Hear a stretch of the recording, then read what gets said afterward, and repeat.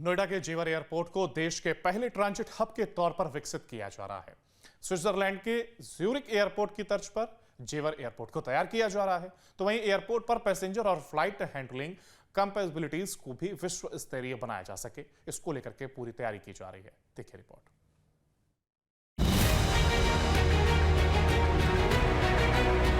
जेवर एयरपोर्ट से उड़ान की उल्टी गिनती शुरू हो चुकी है। अगर सब कुछ ठीक रहा तो अप्रैल से जेवर एयरपोर्ट से उड़ान शुरू कर दी जाएगी। ये एयरपोर्ट कई मायनों में खास है। सबसे बड़ा एयरपोर्ट होने के साथ ही इसे देश के पहले ट्रांजिट हब के तौर पर भी विकसित किया जा रहा है, जिसके लिए करीब 20 एकड़ क्षेत्र में मल्टी मॉडल कनेक्टिविटी वाला एक ग्राउंड ट्रांसपोर्ट सेंटर बनाया जा रहा है। माना जा रहा है कि देश में अभी किसी भी एयरपोर्ट पर ऐसा ट्रांजिट हब नहीं है।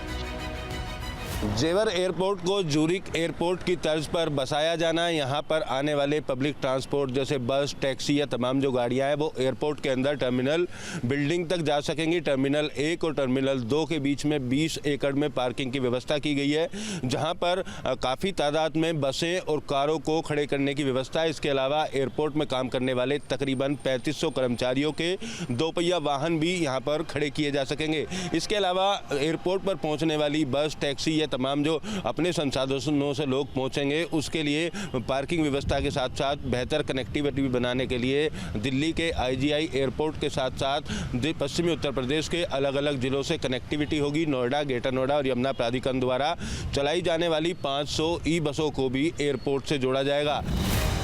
नोएडा इंटरनेशनल एयरपोर्ट को ज्यूरिक एयरपोर्ट की तर्ज पर विकसित किया जा रहा है, जहां लंदन के हीथ्रो और फ्रैंकफर्ट की तर्ज पर टर्मिनल बिल्डिंग बनाई जा रही है।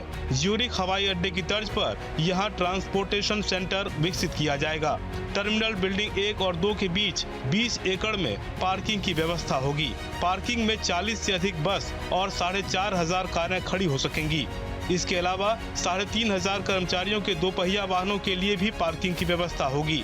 एयरपोर्ट पर बड़ी पार्किंग की वजह से यात्री अपने वाहन छोड़ सकेंगे और सीधे टर्मिनल भवन तक पहुंच सकेंगे।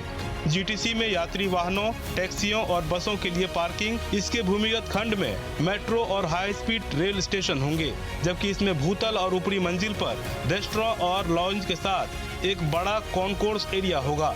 इतना ही नहीं, पश्चिमी उत्तर प्रदेश के किसानों को भी एयरपोर्ट से जोड़ने की योजना है, ताकि अपनी जमीन को एयरपोर्ट में देने वाले किसानों को रोजगार के साधन उपलब्ध हो सकें।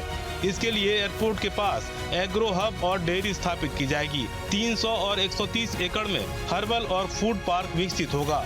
10 लाख लीटर की क्षमता की डेयरी स्थापित की जाएगी।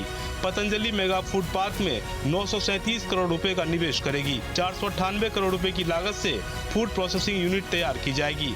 प्रोजेक्ट में 3 लाख किसानों को जोड़ने का लक्ष्य रखा गया है। लंदन के एयरपोर्ट की बात करें या अन्य जो आधुनिक एयरपोर्ट हैं उनकी बात कर लें तो उनकी तर्ज पर इस एयरपोर्ट को बसाया जाना है। साथ ही एयरपोर्ट के शुरू होने के साथ साथ यहाँ पर एग्रो हब बनाने के लिए भी तैयारी तेज हो गई है। पतंजलि कंपनी यहाँ पर 1 लाख लीटर क्षमता वाली डेयरी को स्थापित करेगी, जिससे सीधे तौर पर तकरीबन 3 लाख किसानों को जोड़ा जाएगा। फूड प्रोसेसिंग पार्क भी बनाया जाएगा, जिसकी लागत तकरीबन 450 करोड़ होगी। और इसी तरीके से पतंजलि यहाँ पर जो निवेश करेगी, उसके बाद प्रत्यक्ष और अप्रत्यक्ष तौर पर तकरीबन 20,000 लोगों को रोजगार के सीधे अवसर यहां पर मिलेंगे। तो फूड प्रोसेसिंग पार्क और एग्रो हब बनाने की भी जो कवायद है वो पूरी तरीके से तेज कर दी है। नोएडा इंटरनेशनल एयरपोर्ट को अप्रैल से शुरू करने का लक्ष्य रखा गया है। एयरपोर्ट संचालन का लाइसेंस मिलने के बाद मार्च से टिकट बुकिंग सेवा भी शुरू कर दी जाएगी। जेवर एयरपोर्ट की अगर बात की जाए तो अप्रैल 2025 में शुरू करने का लक्ष्य रखा गया, लिहाजा एयरपोर्ट संचालन का लाइसेंस आने के बाद मार्च से टिकट बुकिंग सेवा भी शुरू हो जाएगी और तमाम एयरलाइंस जो कंपनियां हैं वो अपने अपने रूट निर्धारित करना शुरू कर देंगी। वीडियो जर्नलिस्ट संजय शर्मा के साथ Amit Chaudhary, news state, greater Noida. News nation अब व्हाट्सएप पर खबरों की ताजा अपडेट के लिए न्यूज नेशन के इस QR कोड को स्कैन करें।